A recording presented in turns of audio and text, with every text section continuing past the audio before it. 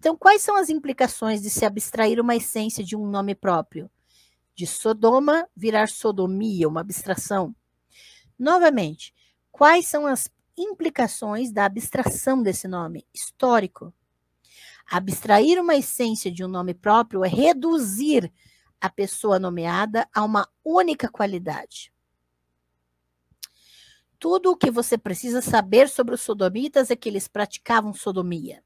Veja que há uma redução da identidade da pessoa. Dessa forma, a abstração de um nome próprio está profundamente ligada ao projeto de essencialização de pessoas. As pessoas vão ser reduzidas a uma ideia, uma única ideia. Um termo como sodomia sugere, por sua própria forma gramatical, que é possível reduzir as pessoas a uma única essência, que pode então ser encontrada em outras pessoas distantes delas no tempo e no lugar. Esse tipo de essencialismo é necessariamente anti-histórico. A essência isolada deve se repetir ao longo do tempo, como uma espécie aristotélica, nunca sujeita à evolução, à melhoria. Então, veja que o essencialismo ele vai reduzir e não há possibilidade de melhoria, de mudança. Como essência recorrente, ela parece justificar o recurso aos mesmos meios de controle em todos os casos, para uma punição tão próxima quanto possível do fogo divino que se abateu sobre Sodoma.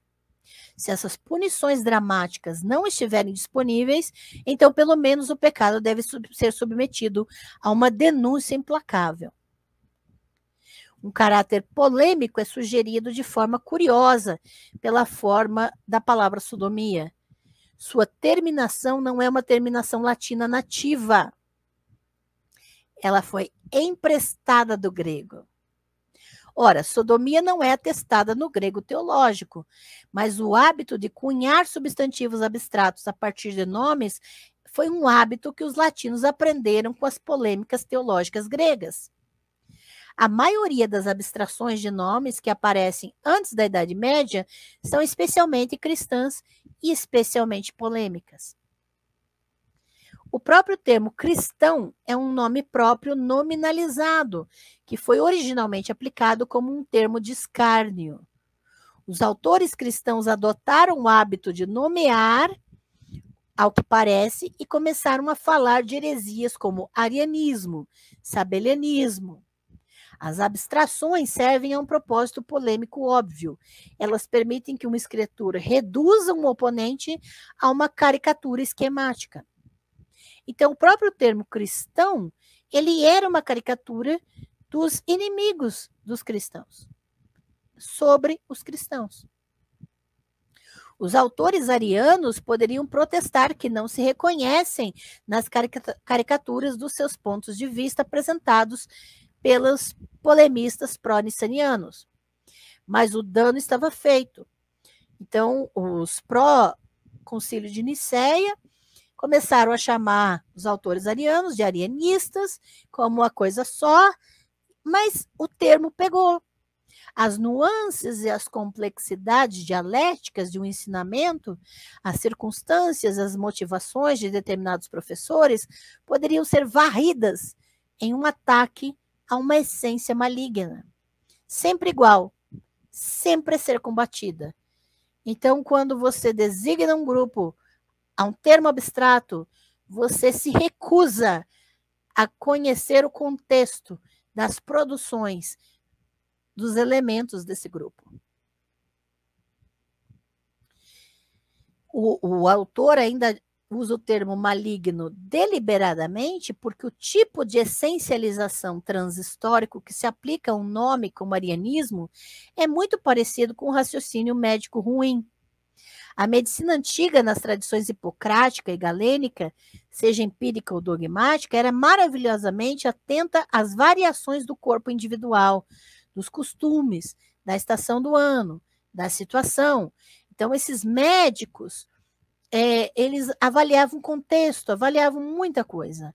O diagnóstico de uma doença não era uma desculpa para importar uma explicação reducionista ou empregar uma terapia pré-fabricada.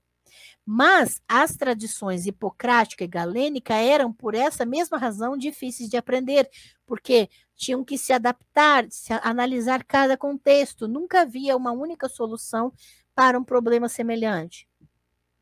A reação contra elas, expressa de forma mais famosa na escola metodista ou metódica, queria facilitar as coisas, reduzindo as complexidades ou particularidades a um pequeno esquema de causas invariantes de doenças, que a medicina segue até hoje. Uma doença, uma vez identificada, poderia ser tratada com o mesmo tratamento todas as vezes, e os tratamentos em si seriam poucos.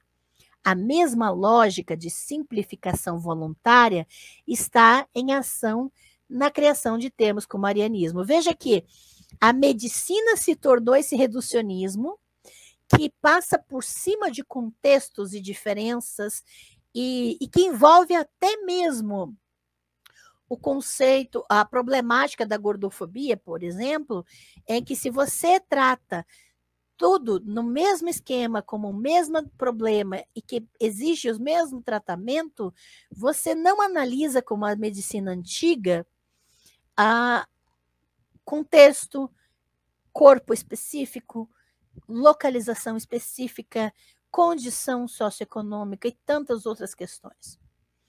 E isso é uma lógica de simplificação que é usada para termos como arianismo, como sodomia. Essas palavras são, na verdade, slogans. Elas reduzem uma posição opositora a uma caricatura fácil, que pode ser ridicularizada ou refutada de forma memorável, porque é breve.